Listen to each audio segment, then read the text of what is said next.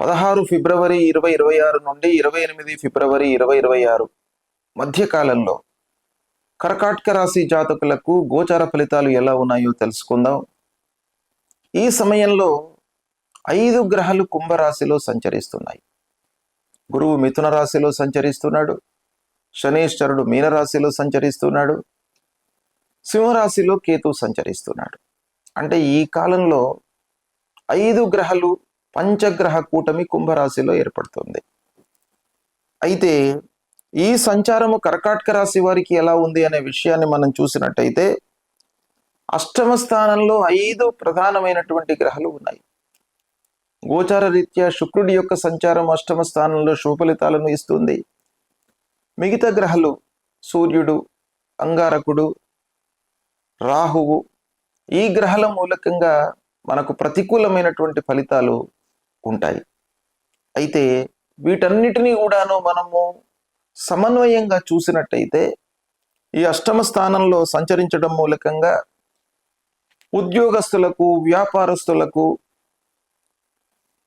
అందరికీ కూడాను కొంత మానసికమైనటువంటి ఒత్తిడికి గురయ్యేటువంటి అవకాశాలు ఉన్నాయి. అంటే వర్క్ ప్రెషర్ పెరుగుతుంది, పనులు అనుకున్న సమయంలో కాకపోవడము, వృధా కాలయాపన కావడము, ఇలాంటి వాటి మూలకంగా కొంత వర్క్ ప్రెషర్ పెరుగుతుంది, ప్రెషర్కు గురి అవుతారు. ఇక ఆకస్మికమైనటువంటి మార్పులు కనబడుతున్నాయి. అధికారులకు సమస్యలు, అంటే అధికారంలో ఉన్నటువంటి వాళ్ళ ఉద్యోగస్తులతో కానివ్వండి, వాళ్ళ సబార్డినేట్స్తో కొన్ని ఇబ్బందులను ఎదుర్కొనేటువంటి అవకాశాలు ఉన్నాయి. ఇక రహస్య విషయాల విషయంలో మీరు కొంత జాగ్రత్త పడాలి. అంటే నలుగురికి తెలియకుండా మీరు చేసేటువంటి పనుల మూలకంగా కొన్ని ఇబ్బందులను ఎదుర్కొంటారు. ఇకపోతే అంతకు ముందు మీరు పొదుపు చేసినటువంటి డబ్బు ఏదో రూపకంగా ఈ సమయం లోపల ఖర్చు పెట్టవలసినటువంటి సమయము ఆసన్నమవుతుంది. దాన్ని కొంత మీరు నియంత్రించుకోవాలి.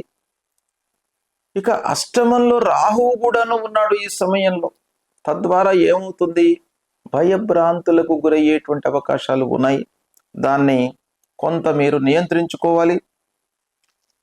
తొందరపడి నిర్ణయాలు తీసుకోవడము, దురుసుగా మాట్లాడడం మూలకంగా కొన్ని పనుల లోపల వ్యతిరేకమైనటువంటి ఫలితాలు మీరు పొందే అవకాశము ఉంది. ఒక దీర్ఘకాల రక్షణ కొరకై మీరు కొన్ని పనులు చేపట్టవలసినటువంటి అవసరం ఉంటుంది. ఆరోగ్య విషయమే కానివ్వండి, పిల్లల చదువు, సెటిల్మెంటు, ఇలాంటివి మీకు భావితరానికి దీర్ఘకాలంలో ఉపయోగపడేటువంటి పనులపై మీరు తప్పకుండా మనసు నిలపాలి. శుభకార్యాల మూలకంగా కొంత ఖర్చులు మట్టుకు జరుగుతాయి. ఇది కొంత సంతోషకరమైనటువంటి విషయము. ఓవరాల్గా ఖర్చులు పెరుగుతాయి. ఆరోగ్య విషయాన్ని మీరు జాగ్రత్తగా తీసుకోవాలి.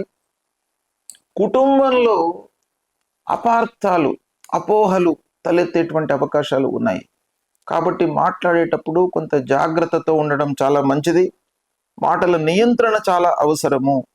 ఇకపోతే పూర్వము ఉన్నటువంటి సమస్యలు, మీ చుట్టూ ఎవరైతే ఉన్నారో క్లోజ్గా మూవ్ అవుతున్నటువంటి వాళ్ళ మూలకంగా పాత సమస్యలన్నీ కూడాను ఈ సమయం లోపల బయటపడేటువంటి అవకాశాలు ఉన్నాయి.